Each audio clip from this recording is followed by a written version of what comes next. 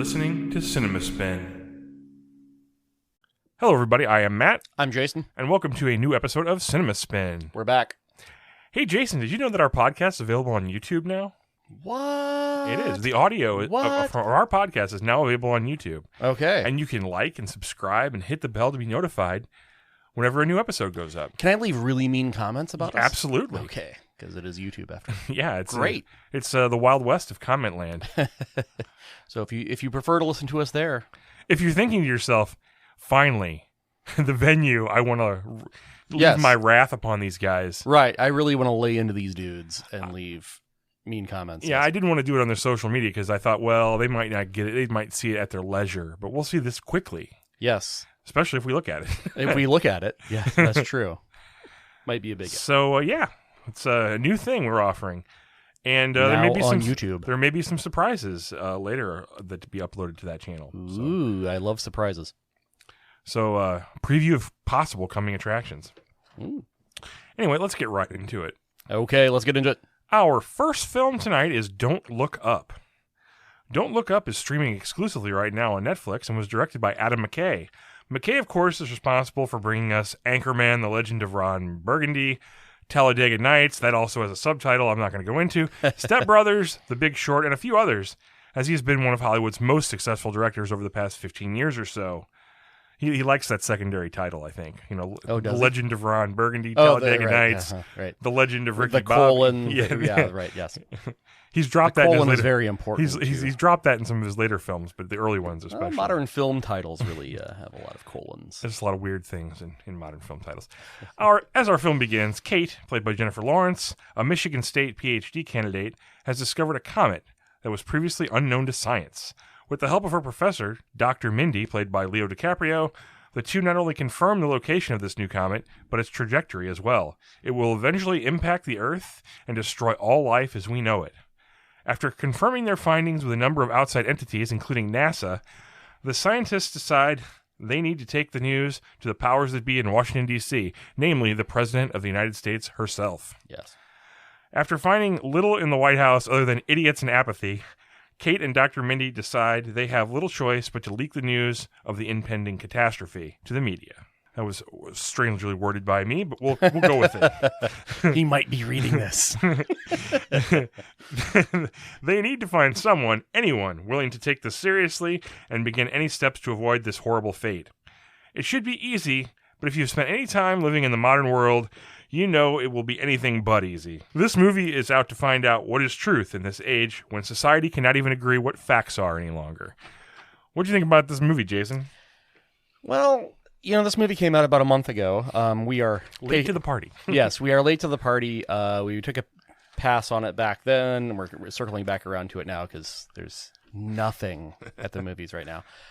Slim pickings. So, and I have to say, I was really responsible for waving us off back then. I'm not Adam McKay's biggest fan. We had it penciled at one point. I think. We did. We had some questions about it. I really, really hated Vice.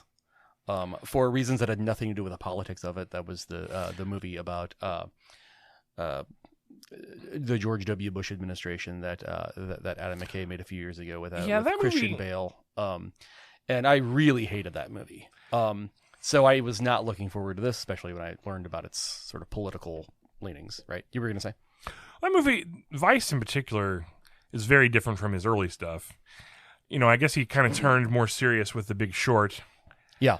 And I like that movie. Yeah, I like The Big Short too. Vice I actually have not seen, so I'll take your word that it's not the most magnificent thing. But yeah, the earlier stuff is more comedy oriented. Right, yeah. It's just straightforward. Yeah, I can take your leave some of that comedy, stuff. Yeah. So some of it works, some of it doesn't for me. So yeah.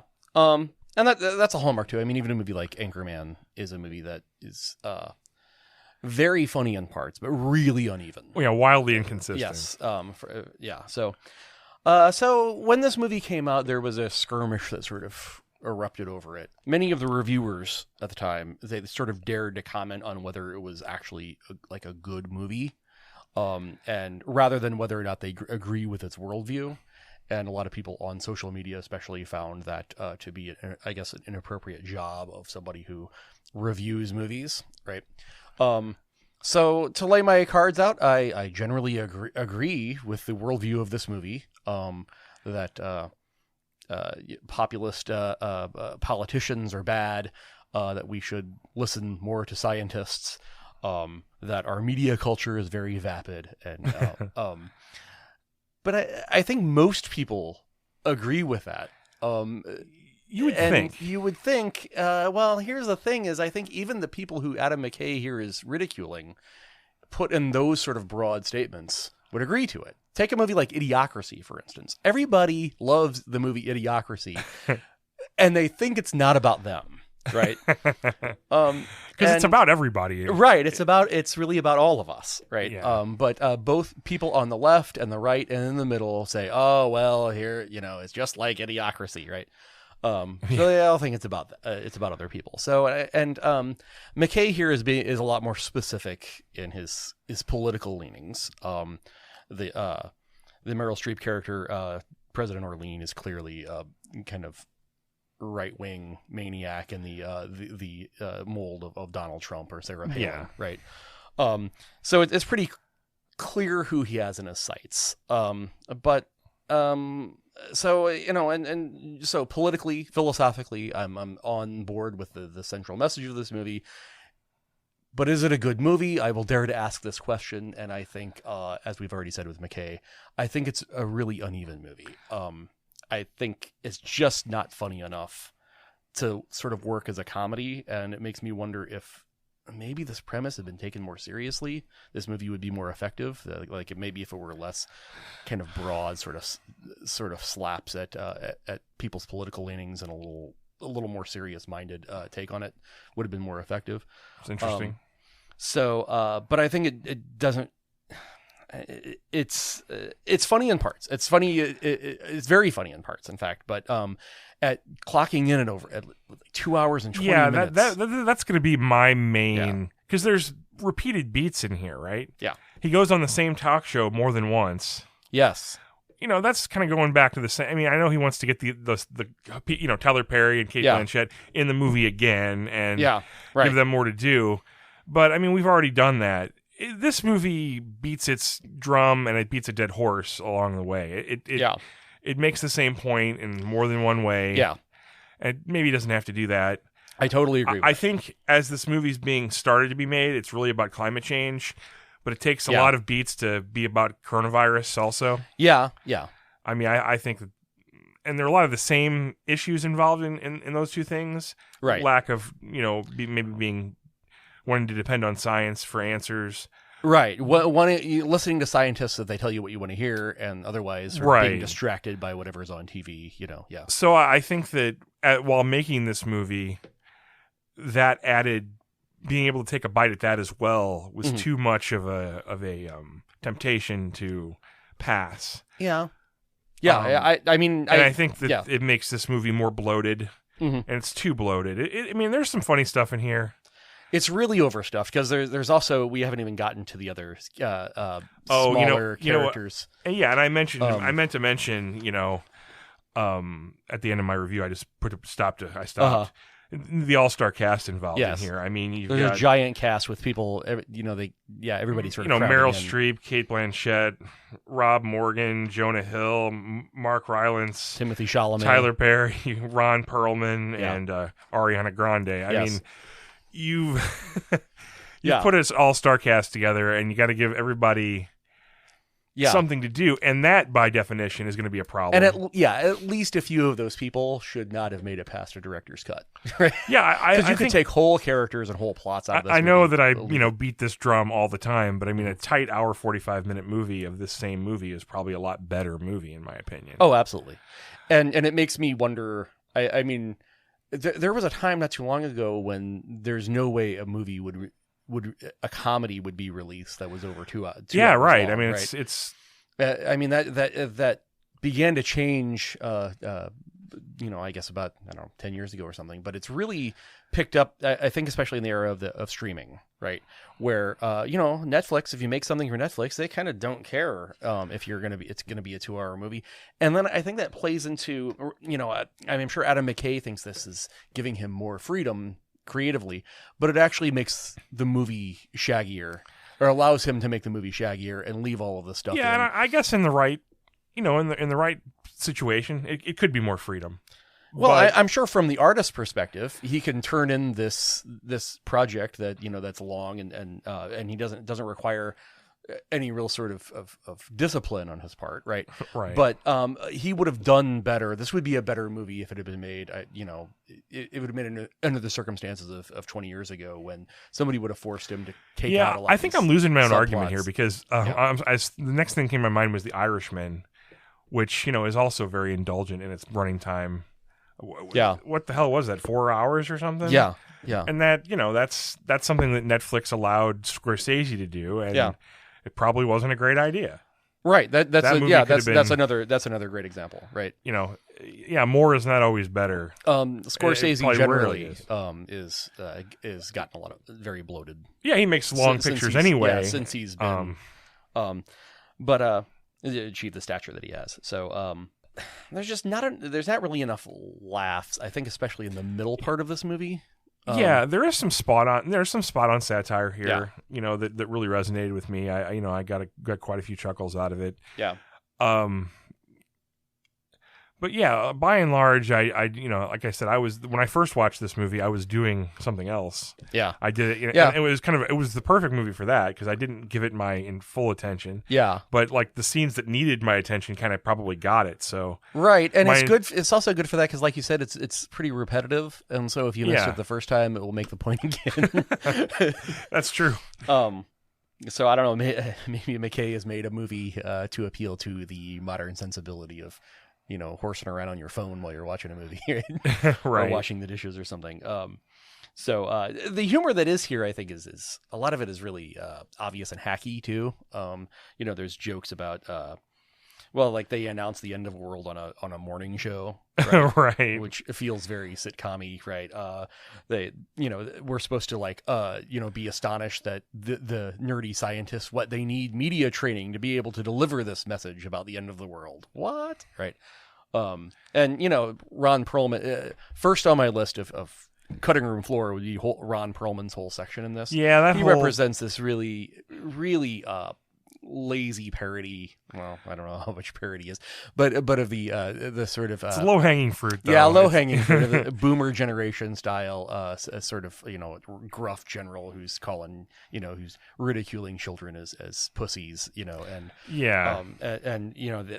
people are constantly saying, oh well, he's of another time, wah wah, so all that's all pretty hacky humor. Yeah, that part I didn't really get. That whole plot line that doesn't end up, really going anywhere is kind of unnecessary. In the long run. I mean, that whole thing with him that takes up probably 15 minutes of screen time. I mean, could have been just a 2-minute scene about how they tried one thing and were interrupted by somebody else's plan. Yeah, I sort of thought what really worked well there is they do launch the mission to destroy the and the reason that there's spoilers for this thing. I don't think we need to worry about too much because everybody's seen this. You're not going to get. Everybody's seen this damn thing for the most part. They try to destroy the comet with a Armageddon style. Yeah, right. Right. I thought that they could have come up with a really interesting way that failed, because some contractor tried to skimp and didn't put the right parts in the rocket, and to try to save an extra buck. They missed an opportunity to and then how the movie plays out with the mogul played by Mark Rylance, playing like that Steve Jobs type. I didn't really care for all that much. I thought that was I really liked him. I really think I thought he was good in it.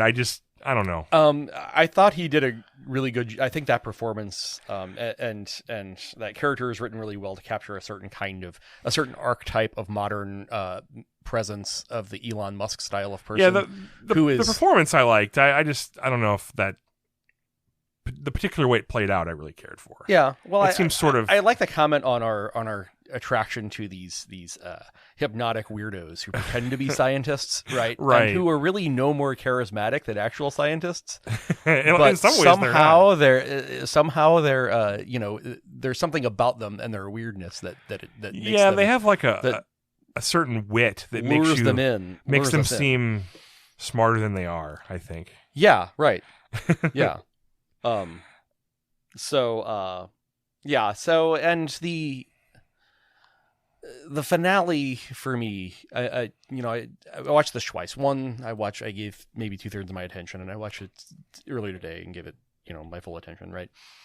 And the finale for me, you really can't believe when you get to like the 2-hour mark that there's still like another 20 minutes of this movie left, I agree right? with that. And you shouldn't feel like that. You shouldn't feel like that in any movie, really, but like in a comedy, especially, you shouldn't feel like that. And the finale relies way too much on kind of a really late game injection of like pathos and sentimentality and feeling sorry for the human race in a way that has not. The whole previous 2 hours of this movie had been setting us up for, this basically the human race is not worth saving. Right? Right. We are the dodo, right? We are the thing that could have saved itself just with a little bit of effort, but instead just ran right into the ocean. We'll probably right? fumble around long enough to to kill ourselves. Right. And so that's the fitting end. Yes. To this And species. so a more appropriate sort of way to end this movie would have been to avoid all of that and just sort of embrace the fact that no, to hell with humankind, more in the style of Dr. Strangelove, right? Where it's just like, nope, good night. good night, everybody. Like the don't look up movement becomes so prevalent that it just hits and people are surprised when it does. Yeah, right. Yeah. So that part, the don't look up movement, pretty much from I thought the movie kind of picked up steam whenever they saw the comet, and then they get into the very overt coronavirus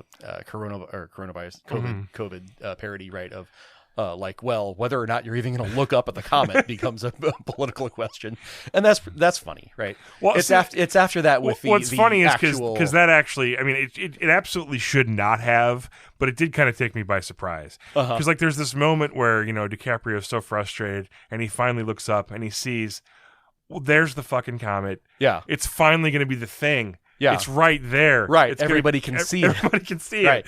And then it's like, no, it becomes a political statement. And then of course it does, Right, yeah. Yeah.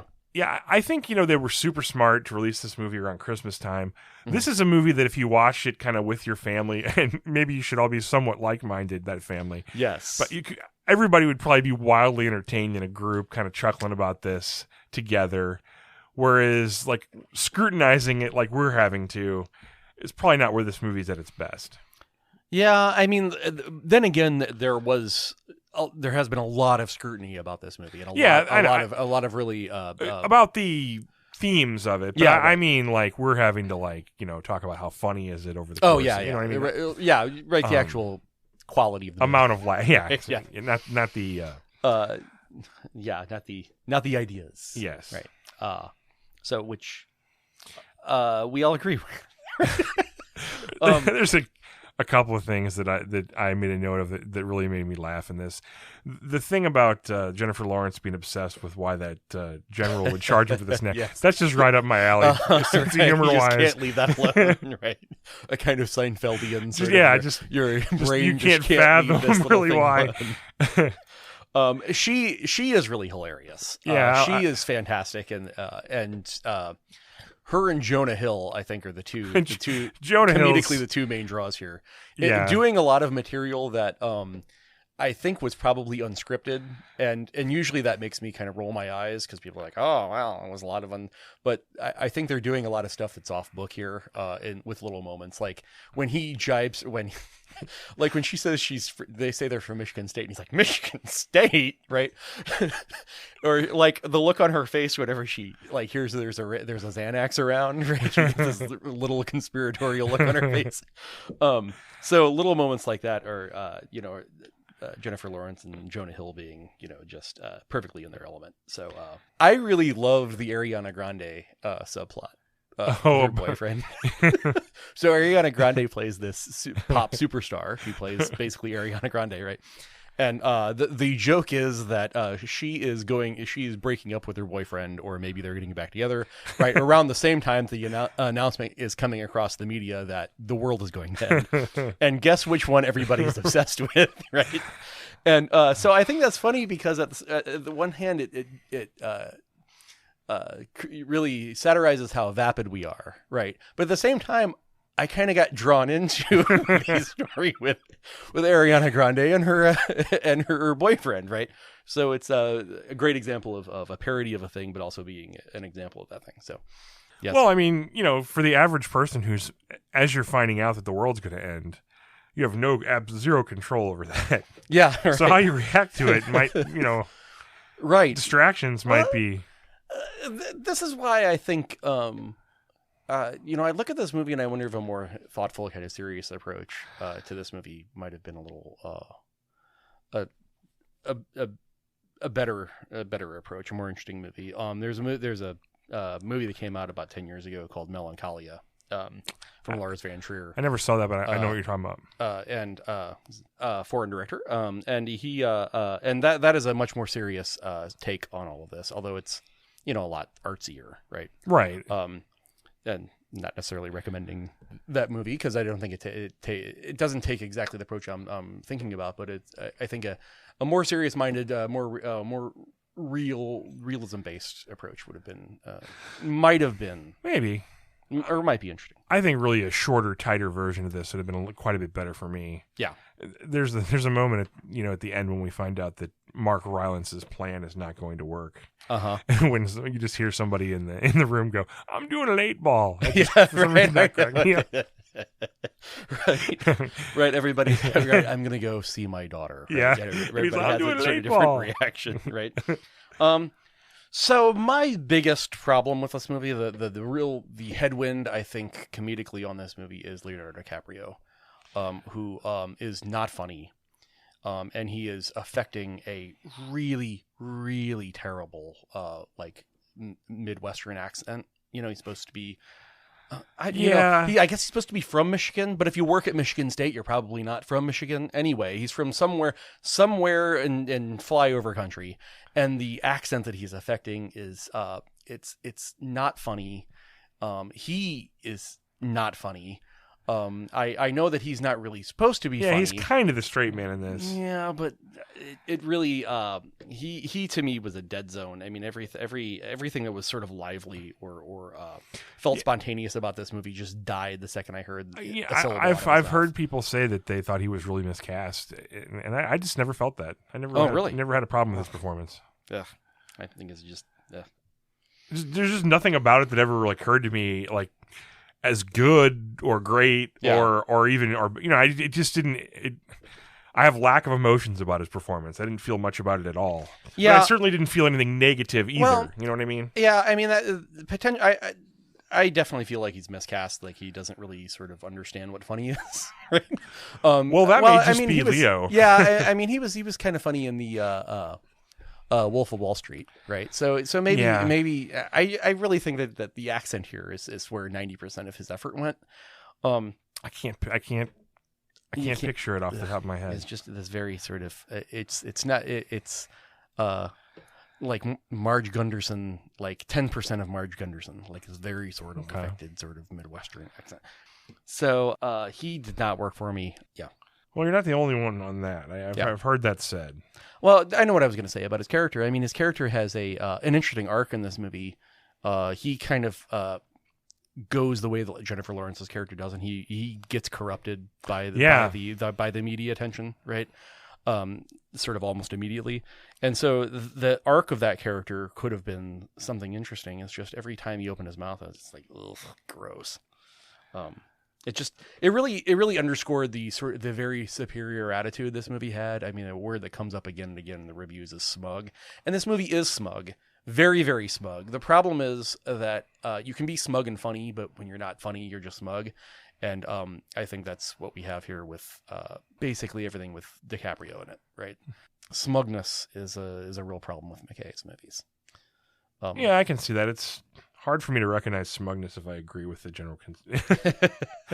When I disagree, it's easy for me. Yeah, to right. Yeah, but fair enough. I have very mixed feelings about this movie. Yeah, I do too. I like I said, I think it's the perfect movie to watch, like kind of in a group. Yeah, and just kind of take it in. Maybe you get a drink in the middle, and right? Get some snacks. Exactly. Maybe you can kind of come and go. Yeah, it's just not high art by any any stretch of the imagination. Yeah, but far from the worst thing. Yes, it's entertaining at times. I definitely am glad I saw it. Unlike Vice, I wish I had never seen that movie. I will look forward more to the next movie that McKay makes. Well, if you're done, I guess we're done with Don't Look Up. Yeah. Okay. So I don't know. See it maybe. Yeah. And you have Netflix. If it sounds like something you'd be interested in, watch it in sections. Watch it with a friend. Right. Yes. get a comfortable seat. Watch it while getting a manicure. Right. So. All right. Well, we'll take a quick break. We'll be right back after this.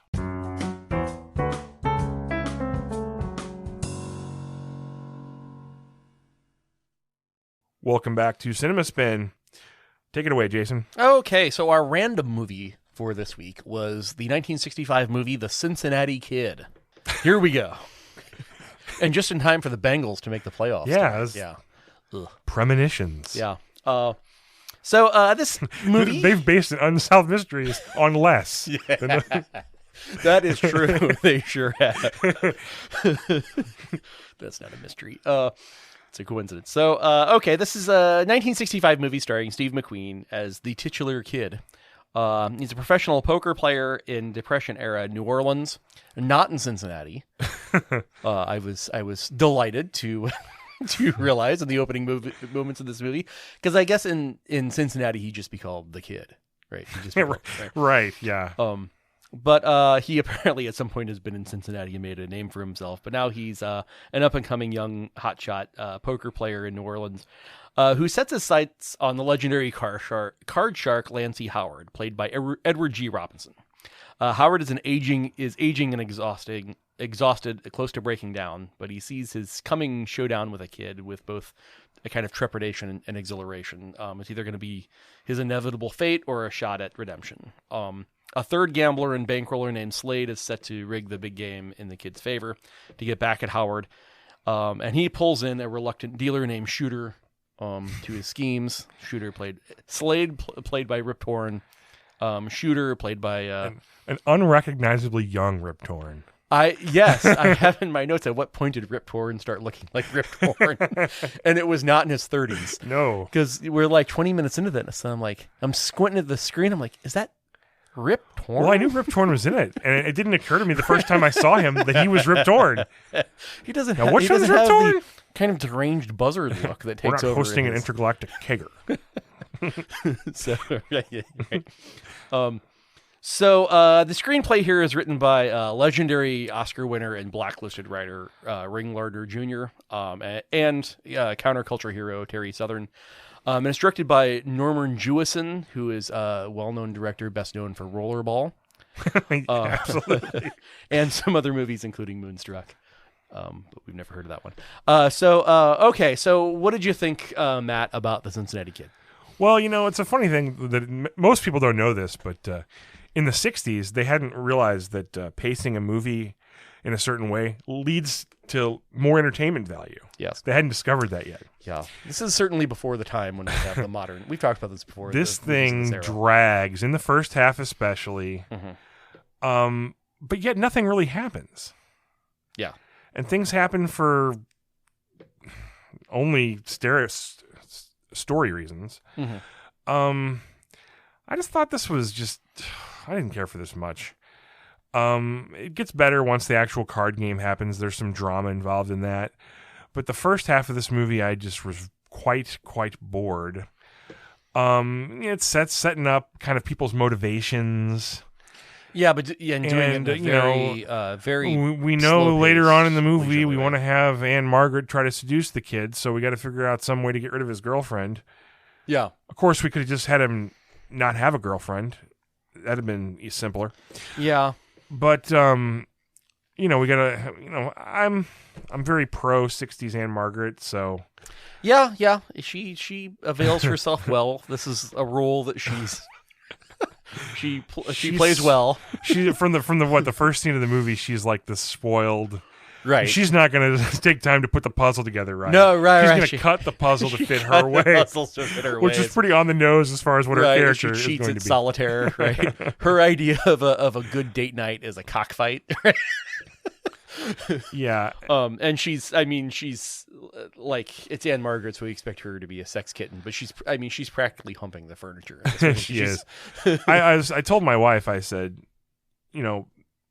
this is giving away a plot point, but at the end, I mean, he does give in to temptation and sleeps with Ann-Margret. Yeah. After turning her away the first time. Uh-huh. And I told my wife, I said, that's all you really got to do, right? If you turn away Ann-Margret once, you're kind of free game after that. Because you've really gone the extra mile. And she said, yeah, my wife that's kind of a free pass situation. Now, not modern. Yes. Not current Ann-Margret. Current, right, yes. But Ann-Margret circa 1965. And, of course, that's putting myself in a situation where I wasn't born yet. So it's a hypothetical. So, while you've mentioned that, so there's a scene later on where he's in this big poker marathon, right? And he skirts off to sleep for a couple hours, right? And then she goes to his room to seduce him and wakes him up early, right? And my question to you is, at what point in a man's life does the idea of another half an hour of sleep begin to sound better than a roll in the hay with Ann-Margret? Because I am past that point. Because when she slips into bed with him, I'm like, fuck off. Give the man some sleep. I think I'm definitely there in real life, but in the hypothetical world, right?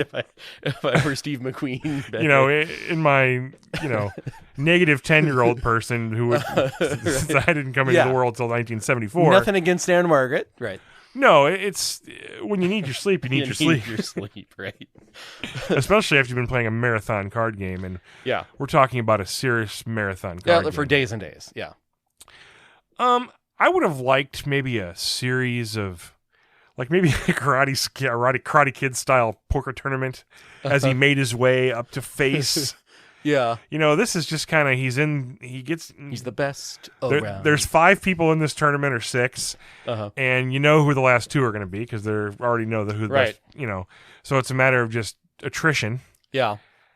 And it just lacked a lot of, it lacked some of the emotional heft that it could have had, I guess, for me. Well, yeah, you know how it's going to end up, and so you're just or like, do okay. you? Well, right. You know it's going to end up with a showdown between the two of them, right?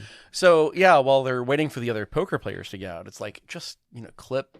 Could we just speed this up a little bit? I mean, this goes on so long, they have to switch dealers. We're so exhausted, Yes. They go through several dealers.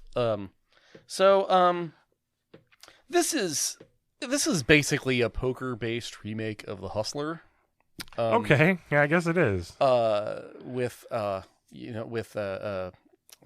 McQueen in the Paul Newman role and Edward G. Robinson in the Jackie Gleason role, right?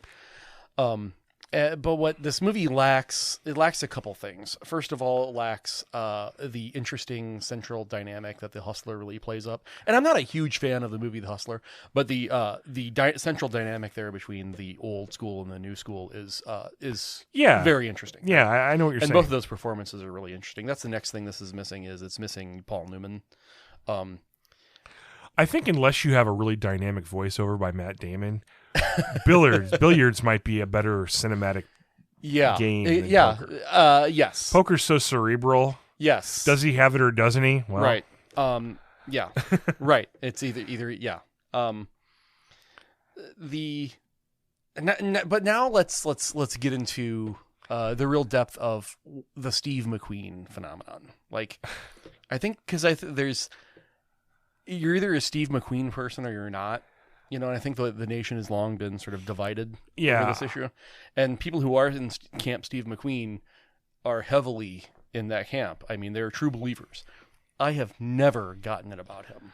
Yeah, I'm not a Steve McQueen fan. He's just another guy to me. Yeah. I think I can see how he's an attractive man, obviously. Yeah, he's obviously. Yeah. Although my wife didn't think he was super attractive. Compared Yeah, to, I mean, neither did my wife. I mean, he's got pretty eyes, but he's not attractive. maybe it's a difference in how tastes have changed over time. Yeah. To a degree, but I think I think a Paul Newman is more of a presence. Although I'm not a huge Paul Newman fan, but given those a choice between those two. Paul Newman just seems like he always seems like he's kind of up to something, right? And so you're always kind of wondering what's on his mind. And I just never wonder what's on Steve McQueen's mind because it doesn't seem like there is anything. Right. He just has never really, his performance has never projected an inner life to me. Yeah, for him to have that sort of king of cool reputation. Yeah. I just don't see it. I mean, he's very single-minded in a lot of his roles where, he's determined and you can see that determination, but it's dynamic. There's not a lot of dynamics there to me. Yeah. I think, I mean, again, I'm maybe out of my element here because I don't get it about him, but I think part of his appeal is he's a kind of more sensitive take on cool, tough guy. Kind of a sort of James extension of James Dean into sort of, cop movies and tough guy movies, but he just never seems interesting to me, and he just kind of fades into the wallpaper. I just don't. I'm oblivious to his charisma. I just don't see it. Right. So Carl Malden, on the other hand, Carl Malden, is there a dopier presence in the history of cinema than he Carl has Malden? a certain way about him. He's a terrible actor. And he's always such a wuss, right? He even made Omar Bradley a wuss, right? His Omar Bradley is what always comes to mind. It's it's so like obsequious and kind of like, well, it's so in contrast with Patton too. I mean, like sort of kind of a suck up and kind of sort of very mild manner, the by the book guy who So on the other hand, Edward G. Robinson I think is really fantastic in this movie. As the old card player. I mean, you can feel his liver turning yellow. You can see the years. Yeah, I agree with that. So all the nights under the lights, and the smoke, and you definitely can. As you said, this movie picks up in the second half. Jewison sort of shows with the final card game, kind of shows us what attracted him to this material. But the first half is very slow. Yes, you were saying. I don't know if the subplot with the Carl Malden being in the bag for the Rip Torn character, I don't know if that's even necessary. Yeah. Because it's fought against from the beginning. He doesn't. I mean, he's. The minute he realizes he's being thrown cards on occasion, he fights back against it. He calls a break the minute and doesn't want it, but for some reason they want it and they want to make sure he wins. Yeah. I don't know. I didn't know if that was necessary. I guess it is. Well, it's part of the drama. I don't think. I just don't think it's very. I don't think any of it's very interesting. Does this movie have anything to say? I mean, is the little Pitch Penny kid? Is he the devil? I kept joking with Sarah about that. I said, is there like some kind of like metaphorical thing? Because he comes in and he looks at the Cincinnati Kid with these evil eyes when he walks away after he gets beaten at the beginning, and then at the end, obviously he wins, and it's like. Right, it's he won. So and the kid lost the big card game, and this movie, the ending of this movie is extremely anticlimactic.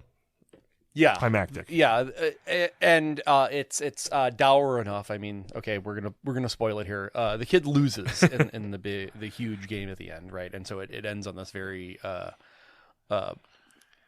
would be sort of heartbreaking kind of note, right? But it's hard. It's hard for me to really say kind of what this movie's worldview is. I mean, if somebody suffers this kind of tragedy, Something weird about that kid. In fiction, we're maybe supposed to be able to learn something, or maybe learn something about the fact that we're not learning anything, right? This movie, it doesn't. It seems I mean, like are we it's supposed to be it seems rooting like it's for just him? a big sports movie.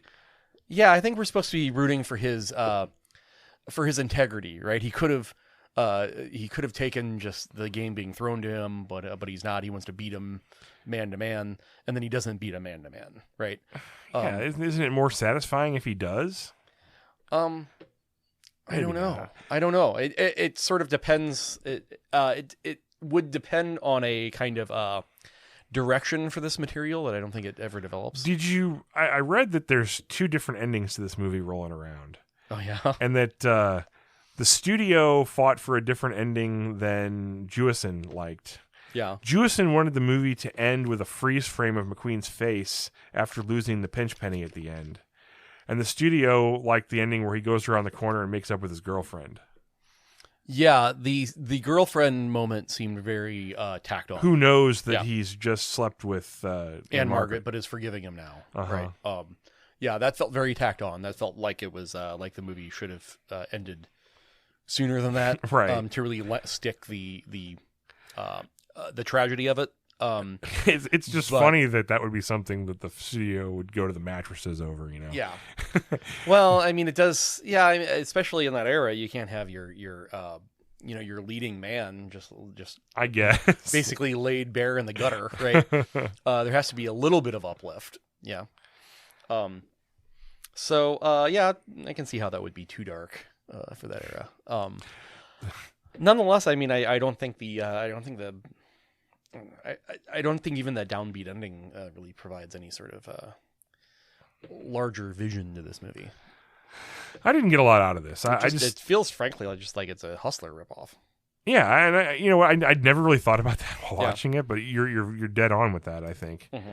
I just kind of watched this and kind of went through the motions of it and was not real entertained. Yeah. It just felt like things were happening because they were supposed to, instead of it being like a narrative that it's like, oh well, he's got a girlfriend and we really want Ann-Margret, who's supposed to be a friend of his girlfriend's, to try to seduce him, but we gotta kind of get her out of the picture. Well, send her on a trip. Yeah, I mean, there was a novel that was a basis for this, and it feels like maybe the screenplay ended up hewing pretty close to the novel, because the movie ends up being kind of very episodic, kind of right. this chapter. Yeah, because there's a sequence when he goes to visit the girl and right, they just doesn't hang out have at the much to parents' do farm. with Right. with the rest of the story. That's the kind of thing that in a novel, you might say, oh, my favorite part of my movie had nothing. The favorite part of the book to me had nothing to do with the rest. I love that right. part. Maybe where the part of they the went off on this parents' tangent. farm was really beautiful or something. Yeah. Right. But yeah, it doesn't come across here. So the end, though, the very climax of this movie, though. You mean after he pitches pennies with the devil? No, before that, when he's when he loses the big game, right? That scene is so over the top, right? Like of the era, right? Of the era of like Twilight Zone and Star Trek. It's got all these eye lights over everybo's eyes. And you're like seeing their internal thoughts. Some of them, yeah, right. And then there's this montage of people be? like cackling at him, and everything, right? Yes. I I forgot about that. That is hysterical. Right, way. The whole room is just in a weird. The energy of the whole room at that point, right? Yeah, it's so fictitious. The camera practically turns on its side, right? So it's way over the top, and really out of step with the naturalism of the rest of the movie, in a really silly way. So yeah, I wouldn't recommend this. I'd say skip it. There's other movies you could pull from the same era. Hey, maybe even The Hustler. Yeah. And again, not that I'm a huge Hustler fan. I think that movie's got problems and is overrated too. But yeah, this is I think strictly for Steve McQueen and Rip Torn completists. All right. Well, I guess we better look towards next week. Towards the future. Again, while we're in this current situation, as far as a new movie, it's going to be a work in progress. We're going to make it up as we go. We'll have something, but we don't know what it is yet. But as far as a random movie, let's pick it right now.